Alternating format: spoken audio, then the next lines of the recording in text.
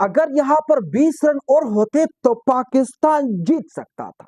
अब हर बंदा यही सोच रहा होगा पाकिस्तान में, और पाकिस्तानी तमाशाइयों में, और पाकिस्तानी क्रिकेटर्स में, सब यही सोच रहे होंगे कि अगर यहाँ पर 20 रन और होते तो पाकिस्तान जीत सकता था। यहाँ से वेस्ट इंडीज ने पाकिस्तान को 2 विकेट से शिकस्त दिया। पाकिस्तान ने पहले टॉस जीतकर खुद बैटिंग करने का फैसला किया। मुकर्ररा 20 ओवर में पाकिस्तान ने 133 रनों का टारगेट सेट कर दिया।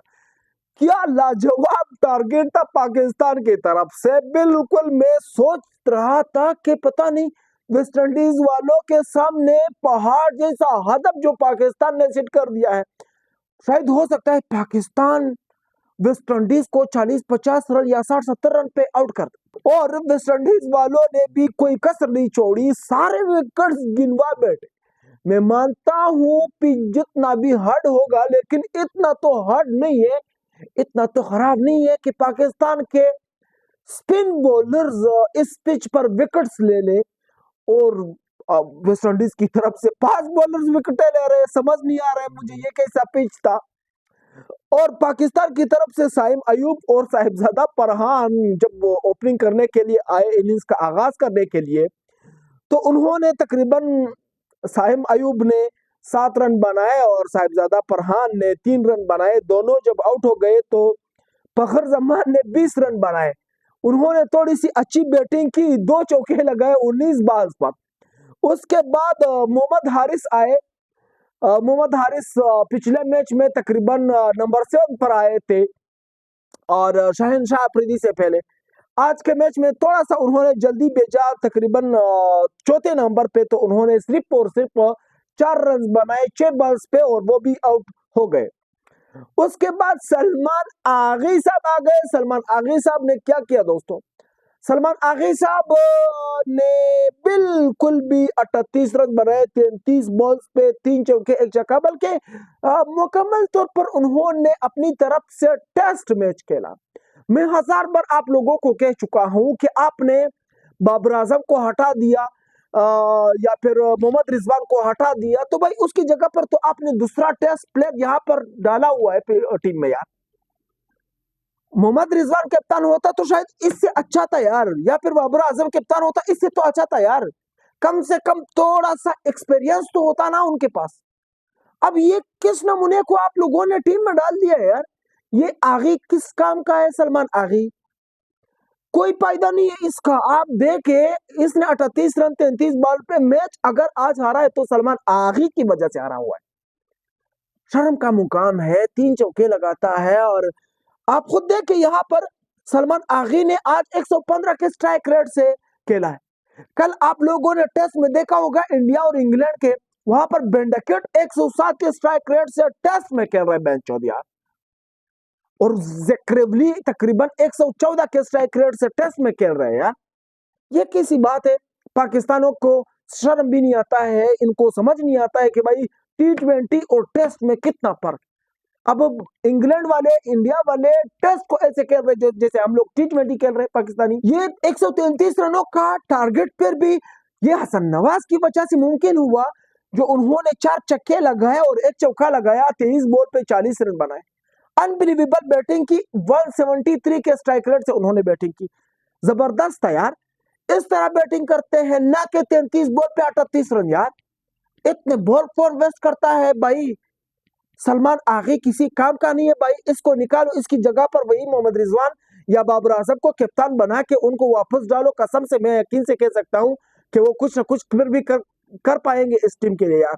कम से कम इस टीम के खिलाफ, ये वेस्ट इंडीज बांग्लादेश के खिलाफ तो जितवा देंगे ना तेरे को। अब यहाँ पर बहुत सारे लोग आएंगे, मुझे ये कहेंगे कि भाई पाकिस्तान के स्पिनर्स मोहम्मद नवाज ने या फिर सुफियान मुकीम ने या फिर साइम अयूब ने अच्छी बॉलिंग की। भाई स्पिनर्स ने तो उनके भी, अकील हुसैन का आप देख जाके, उन्होंने 4 ओवर में 16 रन देकर 1 विकेट हासिल की। तकरीबन 4 का इकोनॉमी उन्होंने दिया है, 4 के एवरेज दिया है उन्होंने यार।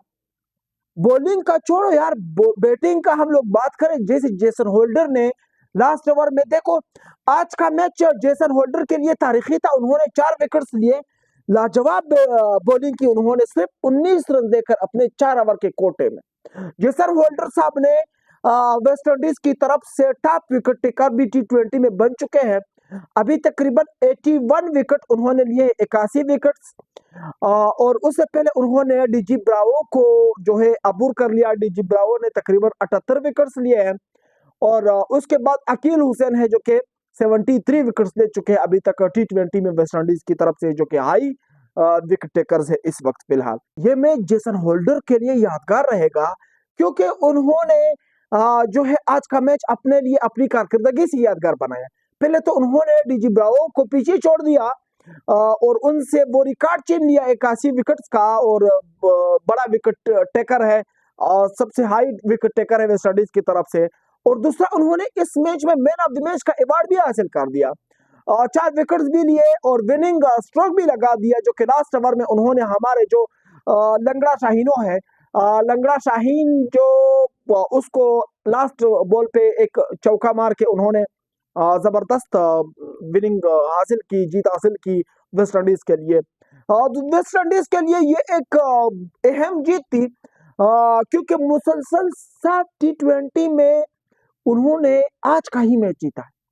पहले उन्होंने ऑस्ट्रेलिया के साथ मुसलसल जब 5 T20 मैचेस खेले थे, वो मुसलसल 5 के 5 ऑस्ट्रेलिया जीत गए थे। वेस्ट इंडीज 5 के 5 T20 मैचेस हार चुका था और छठा T20 पाकिस्तान के खिलाफ खेला था, पाकिस्तान के खिलाफ भी वो हार गए थे।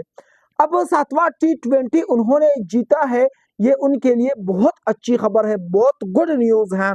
और जो डेरन सेमी कोच साहब है वो काफी मुश्किलात में थे और काफी सोच विचार में थे कि भाई इस टीम को विन कैसे करवाना है। सो दोस्तों, अगर हम लोग यहाँ पर पाकिस्तान की बॉलिंग की बात करें तो पाकिस्तान की तरफ से मुसलसल जितने भी बॉलर्स थे उन्होंने अच्छी बॉलिंग की। सिर्फ सिवा शाहिनशाह अफरीदी उर्फ लंगड़ा, इसने मैच की मां बहन एक कर दी। और दूसरा जो हमारा जो बड़े बड़े लंबे बाल वाला है हसन अली साहब, उन्होंने जो है मैच की मां बहन एक कर दी।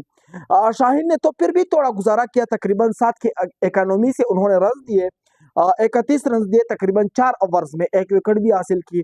और हसन अली ने तकरीबन 12 के औसत से रन दिए, 12 के एवरेज से उन्होंने 48 रन दिए अपने 4 ओवर्स के कोटे में और कोई विकेट हासिल नहीं की। ये शर्मनाक बात है पाकिस्तान के लिए और हसन अली के लिए, पाकिस्तान बॉलिंग लाइनअप के लिए, पाकिस्तान के मैनेजमेंट के लिए, पाकिस्तान के कोचिंग के लिए। अगर पाकिस्तान वेस्ट इंडीज के खिलाफ भी इस तरह बॉलिंग करता है या हसन अली वेस्ट इंडीज के बैट्समैनों के खिलाफ भी ऐसी बैटिंग करता है, तो फिर ऑस्ट्रेलिया, इंग्लैंड, इंडिया इनके खिलाफ क्या करेगा? न्यूजीलैंड और साउथ अफ्रीका के बैट्समैन तो इससे खाल उतार देंगे। फिर क्या कहेंगे हम? फिर किस मुंह से हम बात करेंगे यार? जहां तक मेरा अंदाजा है ना, पाकिस्तान की टीम 100% खत्म हो चुकी है। पाकिस्तान की क्रिकेट भारत ने तबाह कर दिया है।